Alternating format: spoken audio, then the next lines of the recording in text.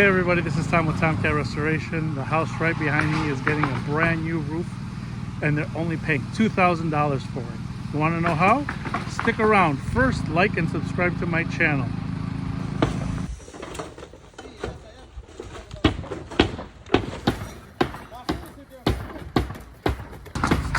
Alright everybody, this house right behind me is here in Montgomery, Illinois, and they had a large hailstorm.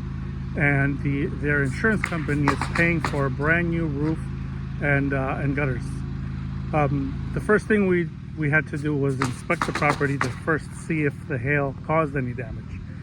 Out here it's actually kind of big, so we knew we would find something.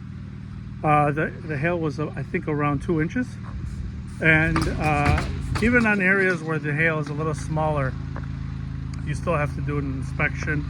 Or if it's bigger, you still have to do an inspection, only because you don't know exactly where the storm ends, and you don't know if the hailstones could have possibly been a little bit more brittle, so sometimes they just shatter on impact.